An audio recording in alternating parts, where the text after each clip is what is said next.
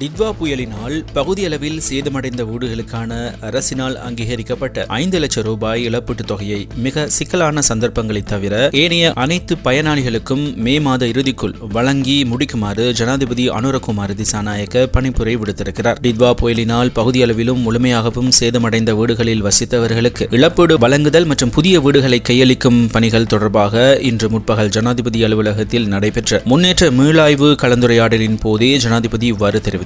முழுமையாக சேதமடைந்த வீடுகளில் வசிப்பவர்களுக்கு புதிய வீடொன்றை வழங்குவது அல்லது வீடொன்றை கொள்வனவு செய்வதற்கான 50 லட்சம் ரூபாய் இழப்பீட்டுத் தொகையை வழங்கும் பணிகள் முன்னேற்றம் குறித்து இதன்போது விசேட கவனம் செலுத்தப்பட்டது. அந்த இழப்பீட்டுத் தொகையை விரைவாக வழங்குவதற்கு நடவடிக்கை எடுக்குமாறு ஜனாதிபதி அதிகாரிகளுக்கு அறிவுறுத்தியிருக்கிறார். இன்னமும் முகாம்களில் வசித்து வரும் மக்களுக்கு புதிய வீடுகள் கிடைக்கும் வரை அவர்களை தற்காலிக வீடுகளில் குடியமர்த்துவது தொடர்பிலும் இங்கு விரிவாக கலந்துரையாடப்பட்டது. அதற்கேற்ப பொருத்தமான இடங்களை கண்டறிந்து அந்த பணிகளை மிக விரைவாக நிறைவு செய்வதற்கு தேவையான நடவடிக்கைகளை எடுக்குமாறு ஜனாதிபதி பணிப்புரை விடுத்திருக்கிறார். மிக ஆபத்தான பகுதிகளில் வசிக்கும் மக்கள் வேறு இடங்களில் குடியமர்த்துவது குறித்தும் இங்கு கலந்துரையாடப்பட்டதுடன் புதிய வீடு வாங்குவதற்கு இழப்பீடு பெறாதவர்களுக்கான வீட்டுத் தொகைகளை நிர்மாணிப்பதற்கான திட்டங்கள் குறித்தும் கவனம் செலுத்தப்பட்டிருக்கிறது. ஈரானுடனான போர் நிறுத்தத்தை நீடிக்க உள்ளதாக அமெரிக்க ஜனாதிபதி டொனால்ட் ட்ரம்ப் தெரிவித்திருக்கிறார். ஏற்கனவே அறிவிக்கப்பட்டிருந்த போர் நிறுத்த காலம் முடிவடைவதற்கு சில மணி நேரங்களுக்கு முன்னதாக இந்த அறிவிப்பு வெளியிடப்பட்டுள்ளதாக சர்வதேச ஊடகங்கள் செய்தி வெளியிட்டிருக்கின்றன. ஆயிரக்கணக்கான உயிர்களை பலி கொடுக்கும் உலக பொருளாதாரத்தில் பாரிய தாக்கத்தை ஏற்படுத்தியும் ஒரு மாதத்திற்கும் மேலாக நீடித்த இந்த போரை முடிவுக்கு கொண்டு வருவதற்காக இரு நாடுகளுக்கும் இடையே சமாதான பேச்சுவார்த்தைகளை தொடர்ந்தும் முன்னெடுப்பதே